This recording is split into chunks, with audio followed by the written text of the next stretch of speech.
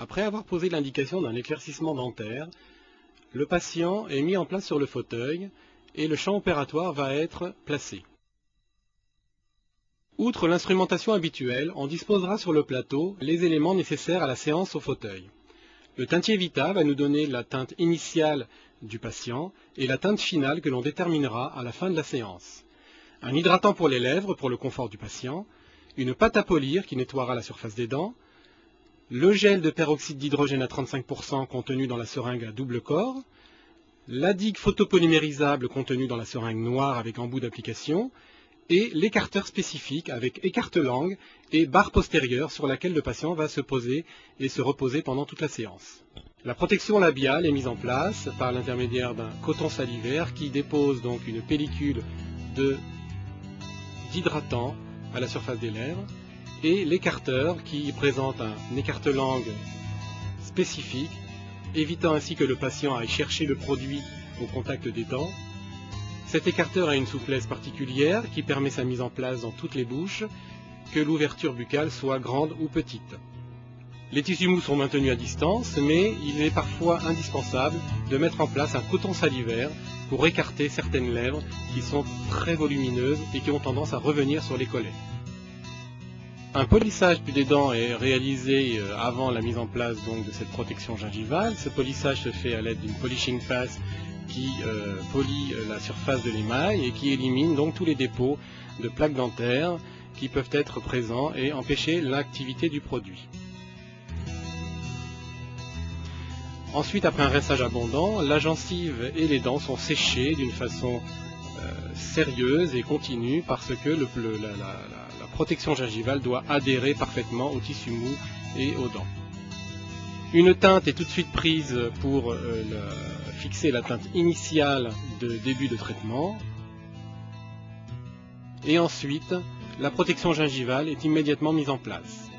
Cette protection gingivale se présente sous la forme d'un plastique fluide qui est mis en place à l'aide d'un embout d'injection directement au contact de la gencive et des collets des dents. Cette protection débordera d'environ 1/2 mm sur les dents pour être certain de l'étanchéité. La protection gingivale est polymérisée de proche en proche à l'aide d'une lampe à photopolymériser classique. Cette protection est polymérisée en quelques secondes et ne demande que très peu de temps à être mise en place. Et de proche en proche, elle va sertir tout le secteur qui va être éclairci. La vérification de l'étanchéité de cette protection est impérative parce que dans certaines situations, il peut y avoir des manques d'étanchéité et le produit éclaircissant va fuser au-delà donc de cette limite et provoquer des brûlures au niveau de la gencive. Il faut donc le vérifier avec minutie et ne pas hésiter à rajouter du produit et repolymériser cette digue photopolymérisable aux endroits où il existe des manques ou des défauts même de durcissement. La présence de ce produit sur l'émail ne met absolument pas en jeu le résultat final parce que le produit éclaircissant va diffuser à l'intérieur de la masse améllaire et donc va se répartir dans tout le volume de la dent. Cette étape est importante et permet d'éviter tous les problèmes de sensibilité pendant le traitement. Et nous verrons à la fin de la séance que le patient ne présente aucune lésion de gencive. Les lésions cervicales, les érosions cervicales sont protégées de la même manière avec cette digue photopolymérisable. Et la mise en place du produit de protection à ces niveaux-là doit être aussi minutieuse. On n'hésitera pas à déborder sur l'émail pour éviter toujours ces sensibilités qui peuvent induire l'arrêt du traitement, l'arrêt de la séance au bout de quelques minutes. Par rapport ponctuel, cette polymérisation, cette protection photopolymérisable est parfaite et la polymérisation est terminée. On n'hésitera pas à mettre de la protection gingivale au contact de l'émail des dents qui sont à éclaircir, parce que de toute façon ce produit, le produit éclaircissant, va diffuser dans l'émail, dans tout le volume de la dent, et va éclaircir quand même tout le volume et toute la masse dentaire.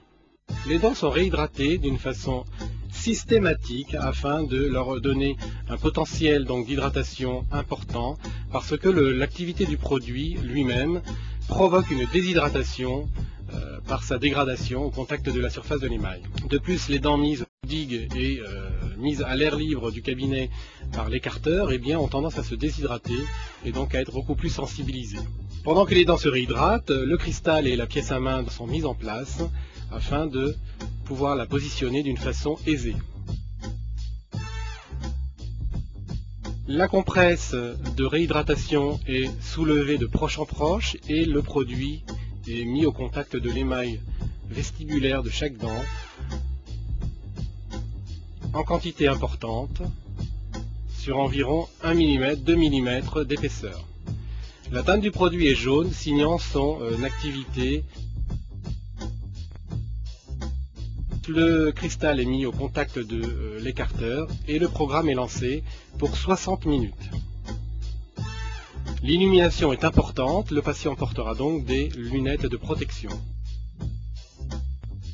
Le patient est ainsi laissé illuminer pendant une quinzaine de minutes. Au bout de 15 minutes, donc à 45 minutes sur le décompte du tableau de bord, la lampe va émettre un signal sonore, un bip sonore qui va nous demander d'éteindre la lampe et d'aller mélanger le produit à la surface des dents. Ce produit doit être mélangé au bout de 15 minutes parce que l'activité est encore importante dans ce gel d'éclaircissement, mais par contre au niveau de l'émail, eh bien, il peut y avoir une baisse d'activité puisque le produit a pénétré et s'est dégradé donc au contact de cet émail qui a été réhydraté. Donc il est important de mélanger le produit pour retrouver une activité maximale. Le cristal est remis en place, toujours au contact de l'écarteur, et l'illumination est relancée. Pour encore une fois 15 minutes d'illumination d'insolation. Au bout des deuxièmes 15 minutes, la lampe est de nouveau éteinte, écartée, et le produit est de nouveau mélangé à la surface des dents.